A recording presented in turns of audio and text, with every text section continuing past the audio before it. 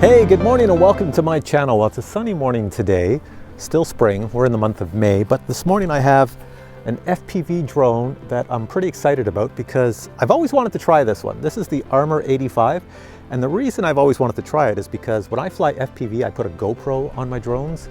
Well, this has a 1080p camera built in, separate from the FPV camera, and it records at 1080p 60 frames per second. How good is it? I have no idea, but I'm gonna give it a try. Here's a look at the drone itself. You can see it's pretty tiny. It does look pretty cool. And in the front is where the big camera is. See the camera's right here? So this records 1080p 60 frames per second. You can knock it down to 30 frames per second or even 720p at 60 if you want. And over here on the side, I don't know if you can see this on the little Osmo, that's where I put a micro SD card right in there. So what I'm gonna do is I'm gonna fly it and I'm gonna record the low res video in my Fat Shark goggles. And I'm also gonna record the 1080p video so you can actually see the difference and how cool it is. It's supposed to have 3 flight modes, like stabilized, horizon mode, and acro mode.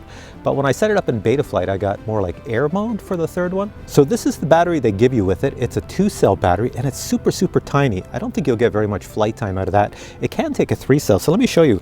This is a 3-cell that I have. Where is it? Where's the camera? This is a 3-cell battery beside the 2-cell. So I have this 3-cell here. And yes, apparently this drone can lift it. So I'm gonna put the 3-cell on later and try it with that. I'll get more flight time, a heck of a lot more power, and we'll see how that goes. I have the little battery strapped in first and I'm just gonna connect it. All right, I got a flashing red light on the camera, so it tells me it's recording at 1080p 60, at least fingers crossed, I think it is. I have to push the button with my car keys because it's so far in the drone to turn on the camera. Now, this drone here is one of those drones that has a safety in it that if it sits sideways, it won't arm, so it has to sit flat. So what I have to do is prop it up with something, so I'll just use my keys again right here. I'll just prop it on that so it sits flat. Then the motors will all start and I can just take off. It's no big deal. Here's the next battery I'm going to use. I'll leave that here. And I'm going to record the 1080p video plus the crappy low-res video on my Fat Shark goggles. Okay, sun's shining in my eyes here. This is going to blind me. So you should see what I see in the DVR in the Fat Sharks. It's low-res. I'll start off first in stability mode, then do horizon and acro if I have enough battery power. See at the bottom it says stab, S-T-A-B. That's stability mode. So I'll arm it, armed, take off. There we go. See, it's stable. I can fly it. This is stability, so this would be like a beginner mode. So there I am right there. I can fly over me.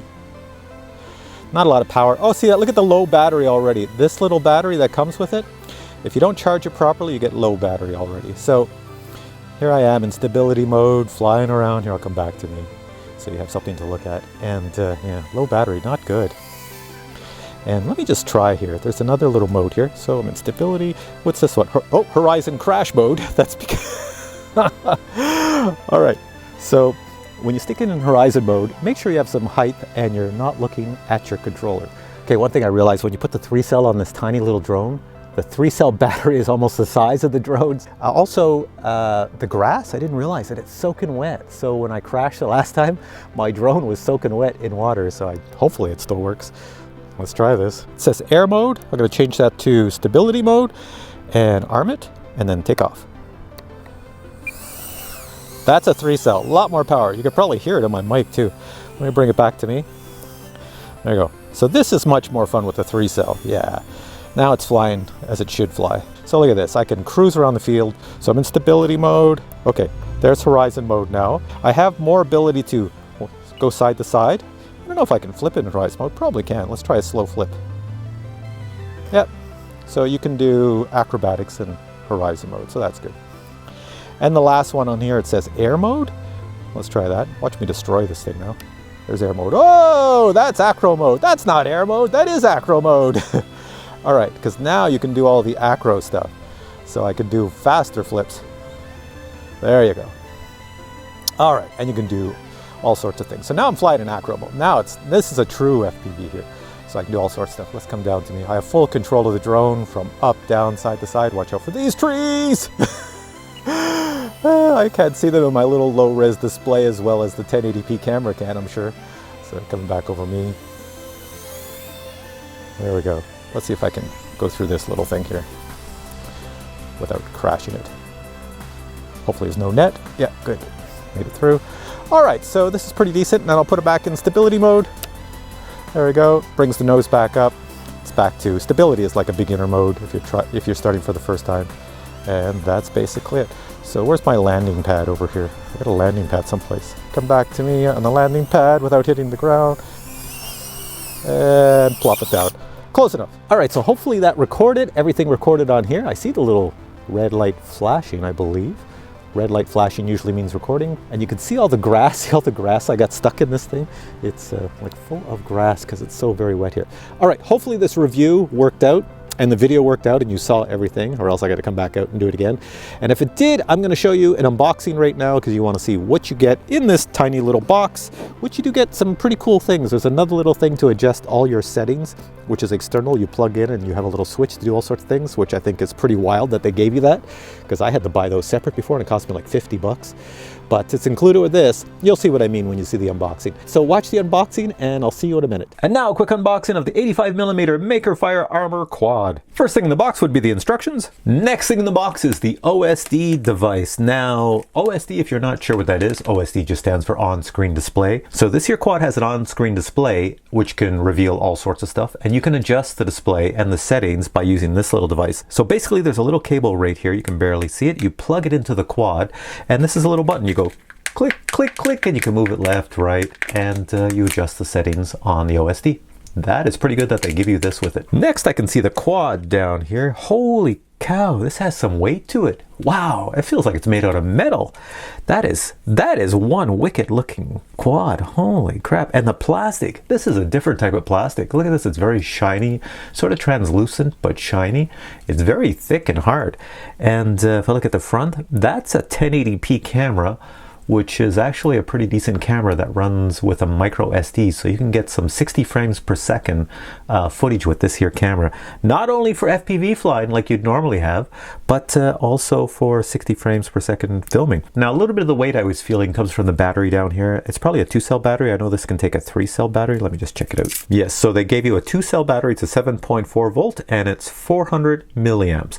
And there's a little 2S there for the 2-cell. You'd probably want a larger battery. You can see how much space I have. Look at this battery in here.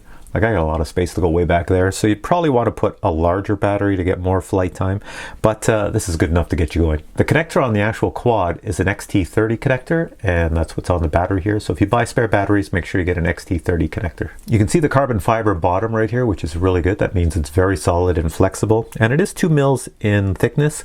So that means odds of breaking it are very, very rare. A little bit of branding on the motors. These are brushless motors, super powerful, 10,000 kV. So this thing's really going to rock, and translucent props. And actually the props look pretty cool. Here's your little antenna for shooting out the video signal back to your FPV goggles or whatever device you're going to use. And it shoots out as low as 25 milliwatts all the way up to 100 milliwatts. So you're going to get a pretty good range with this thing. You can kind of see the flight controller board in here. Well, maybe you can't. Anyways, it's an F3 flight controller. That's your USB plug, so you can connect to the Betaflight and configure it, your settings for what modes you want to fly in.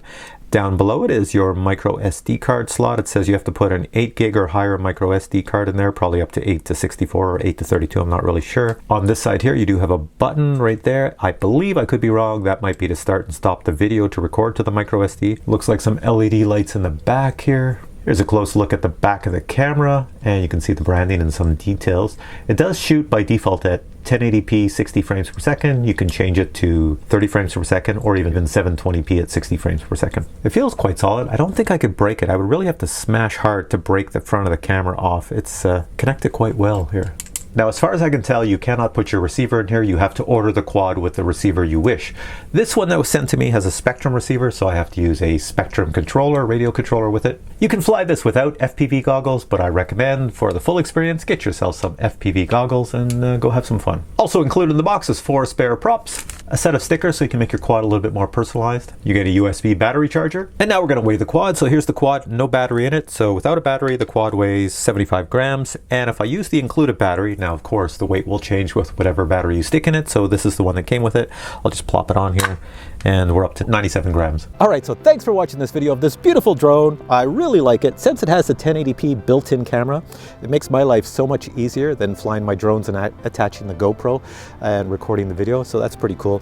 And like I said, look at the size of the drone compared to my 3-cell battery. Look at that. The 3-cell battery is massive. You can get smaller 3-cell batteries, but I have big drones, so all I have is big 3-cell batteries. But anyways, yeah. It flew, and it flew pretty well, so it's got a lot of power with those tiny little brushless motors. All right, hope you enjoyed the unboxing, hope you enjoyed this review. I'm going to put links below where you can find this. It's not that expensive, and it's a really good drone. Hope you enjoyed it. Give it a thumbs up if you did. Catch you in the next video.